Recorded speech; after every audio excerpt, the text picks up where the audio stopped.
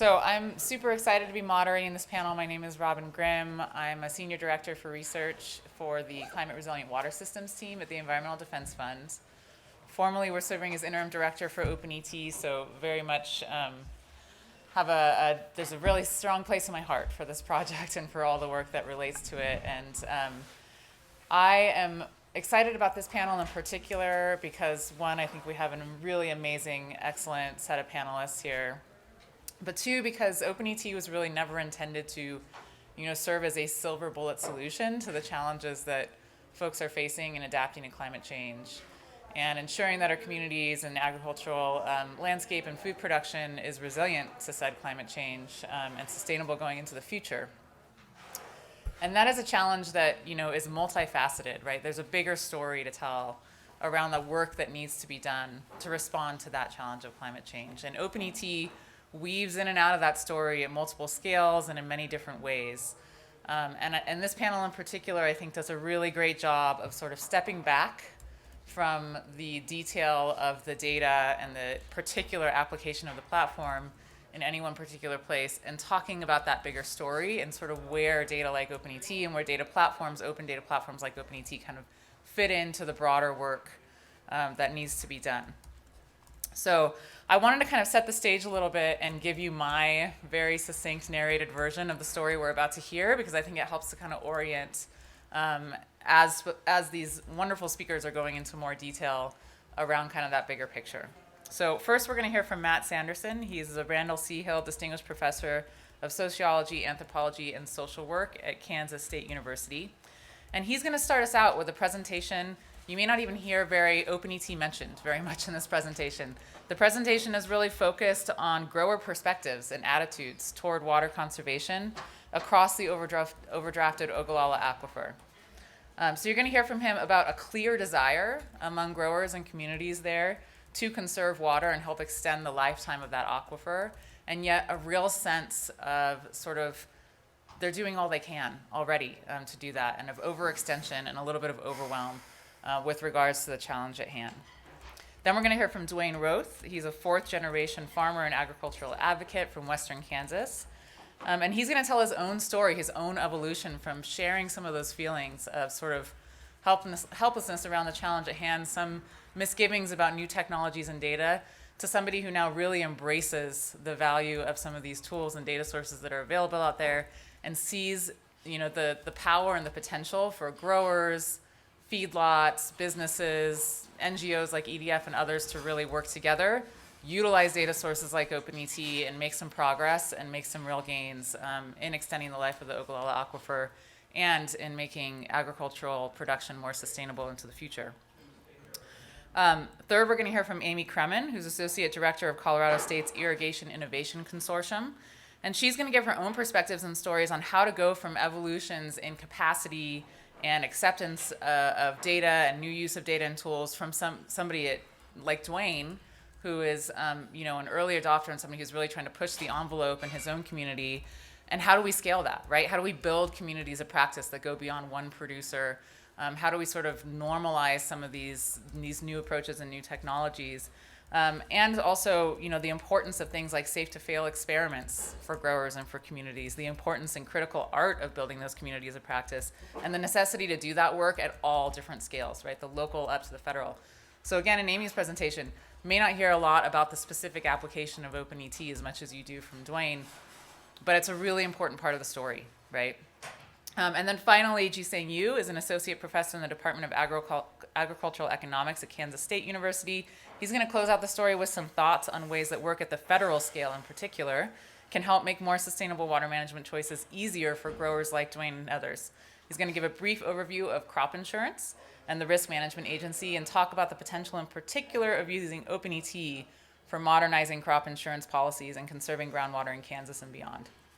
So after each panelist has had the opportunity to present, we're going to open up the floor to questions, and hopefully you all will engage in a conversation with these folks. I'm so grateful for all of them for being here.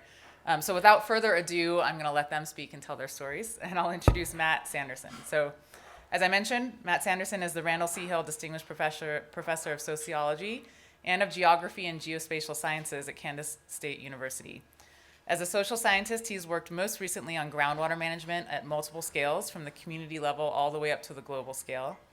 His research has been supported by the U.S. National Science Foundation, the U.S. Department of Agriculture, the U.S. Environmental Protection Agency, and the Australian Research Council. So please join me in welcoming Matt Sanderson to the podium.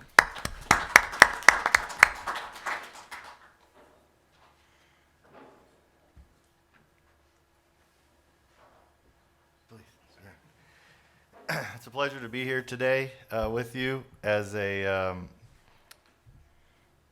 social scientist. There really isn't a greater honor, actually, than being able to share with an audience of users and scientists beyond the typical communities I work in.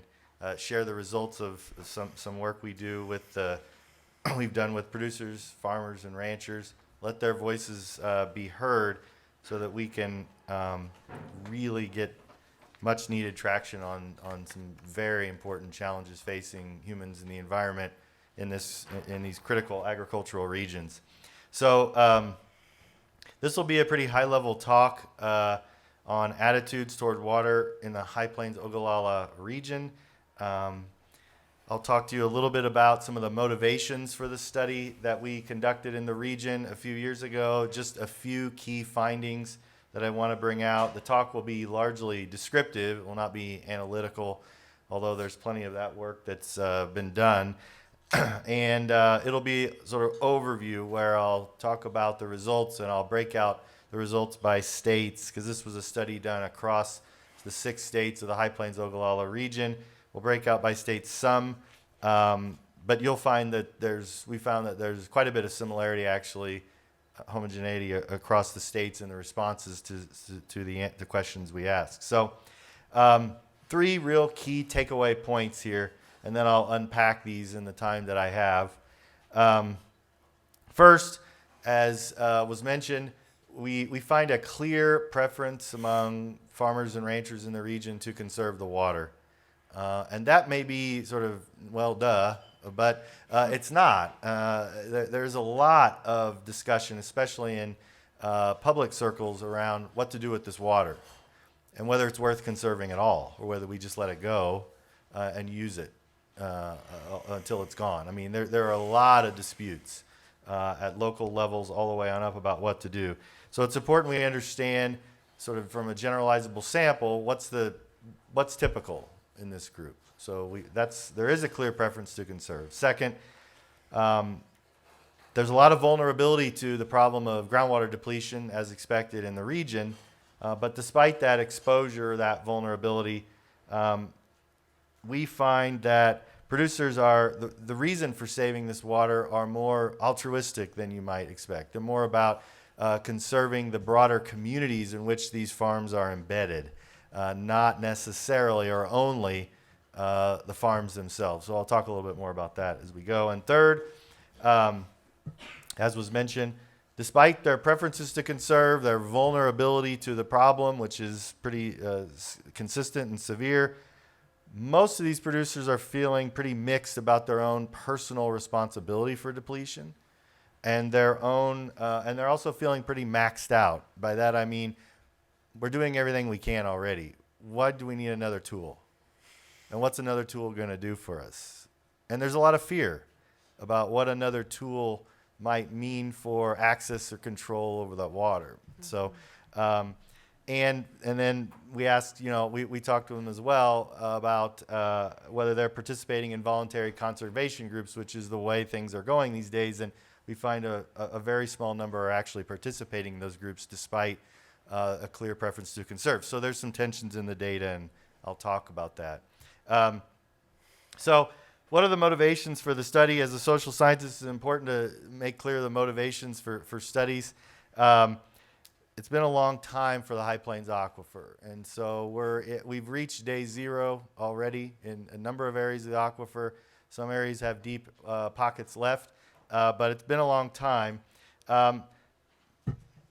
I went back just by way of an introduction to the past 46 years of State of the State addresses by the governor of Kansas looking for references to the High Plains Ogallala Aquifer and conservation.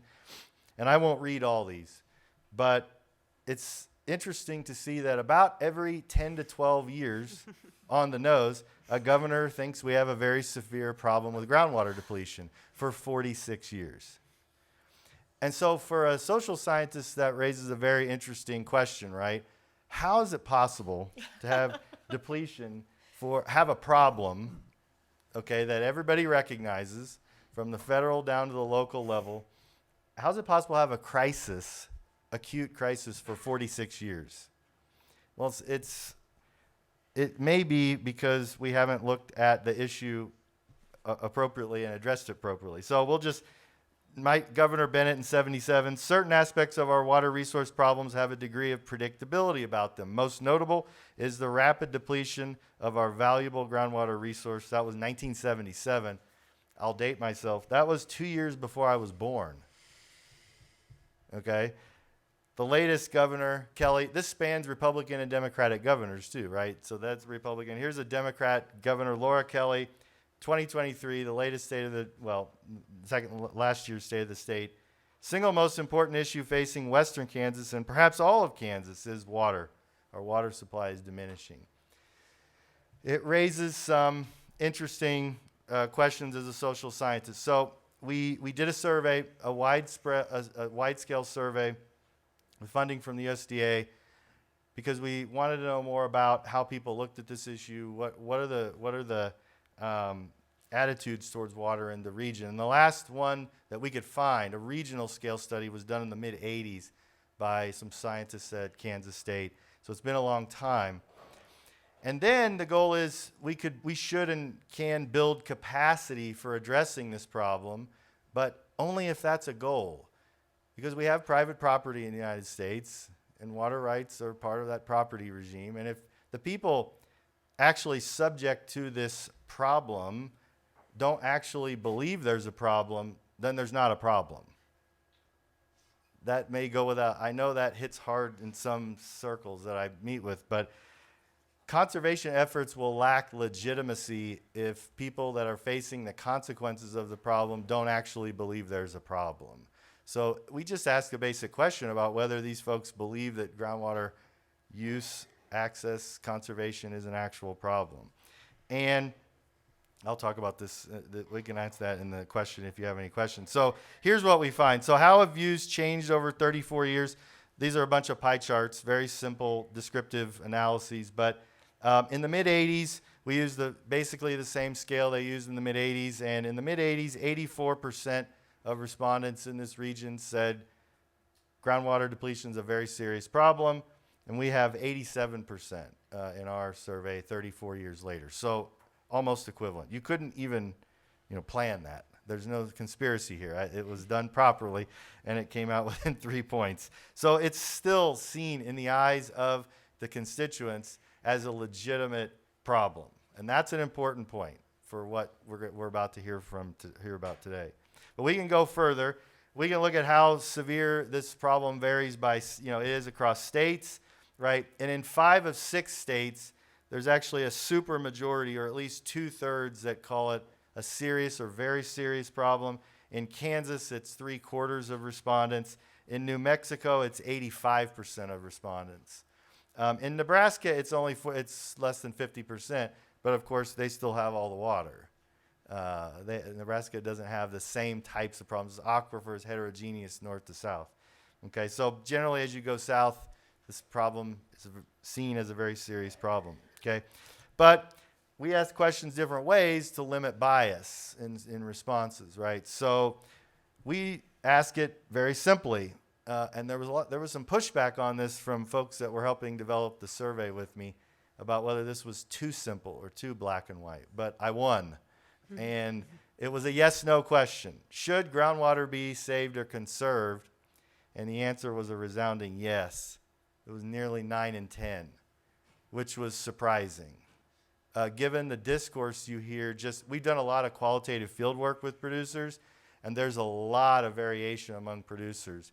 Some who said, well, I could tell you stories, but there are other speakers to go yet. But, God put that water in the ground, and it's just like oil, we better be using it. does no good in the ground. That, you wonder how pervasive that is when you hear that over and over. The survey, those people are in a clear minority, and that's important to understand. So 9 in 10 saying conserve it. And so then we ask, okay, well, for whom or for what is depletion a problem? As I said, this is the question of exposure or vulnerability, because you need to ask, you need a sense of how much vulnerability there is in this population. We ask, groundwater is important for the profitability of my farm, my operation. 71% say yes, it is. Now, we have dryland producers in here as well. These are not just solely irrigators. We wanted a picture of the region. We have a collective action problem. You can't just focus on one or the other.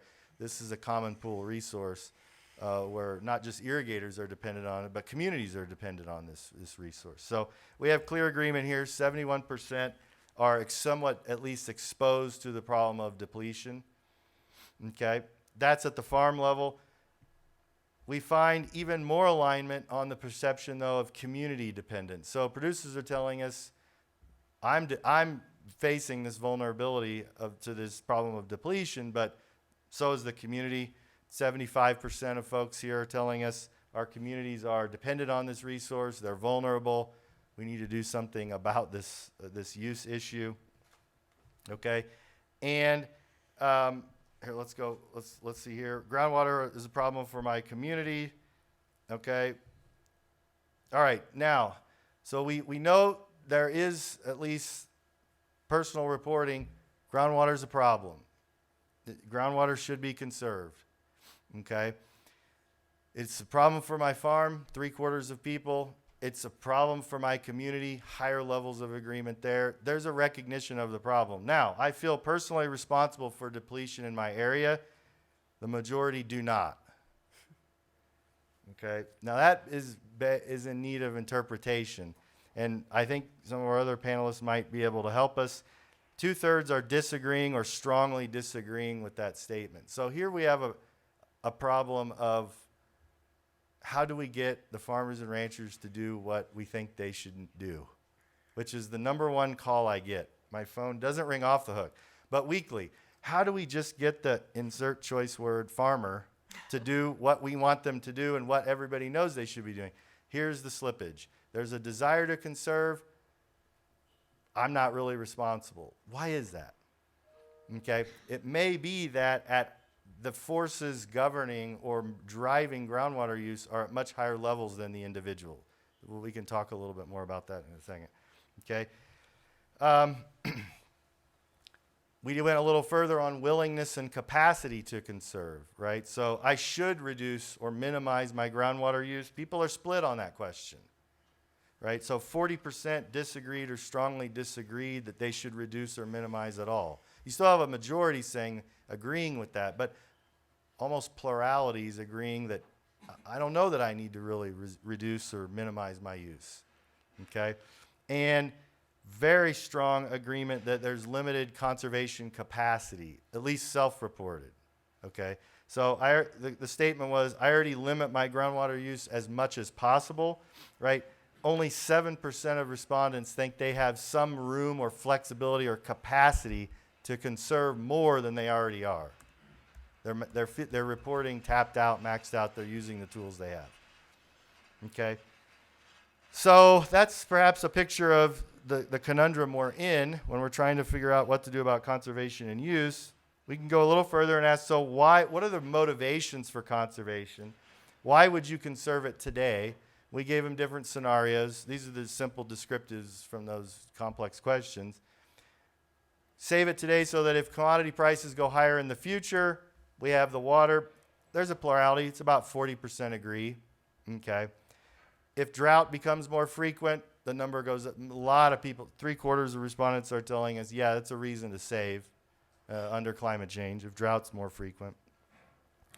Well, we find the strongest agreement on what we call altruistic measures. So the reasons for saving this water are really about saving a way of life in a community of people.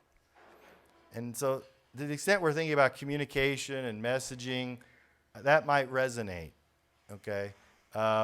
Jobs and opportunities and continue to be available in my community 2/3 of respondents say that's a good reason to do it. 86 and 85%, almost 9 in 10 respondents are saying so that future generations in my area can enjoy the benefits I've experienced from the water, so that my children and grandchildren can grow up here basically in this place.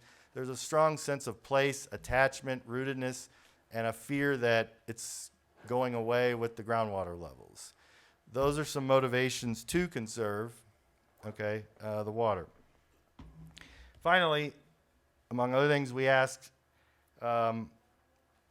so are you involved with leading, organizing, or advocating for any voluntary group efforts to conserve water? And the resounding answer is not really. So 93% of respondents are not actively involved. Now, this is across the region, not just Kansas, right? Are not actively involved in a voluntary effort to manage, group level effort to conserve water. So there's a lot of work to do if we're going to go the direction of hoping for voluntary uptake. And you could, there may be a reason in that, right, in that slippage between I want to conserve, but I'm already feeling maxed out. I'm also not participating in group efforts to actually manage this resource. There's a lot of work to be done, okay? So, again, the takeaways. There's a problem, just like there was in 1984. There are good reasons to conserve that water. They generally tend toward, the motivation tends to be at the community level, towards preserving a way of life. But folks are really mixed about how they're really mixed on the feeling of how responsible they are actually for this depletion. I think maybe feeling like they're driven by forces that are beyond their direct control, which I hope we can talk about in a minute. And so the key challenge, I think, now has a technical component.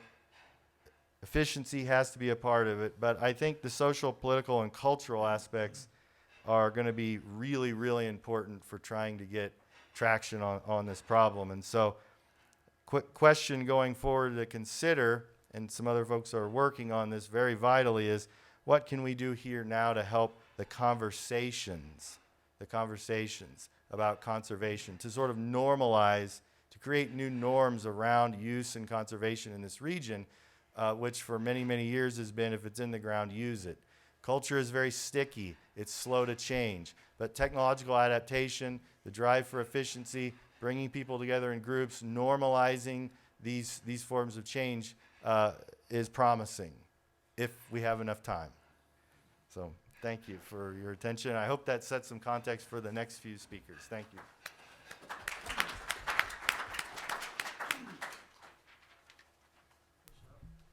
Thanks so much, Matt.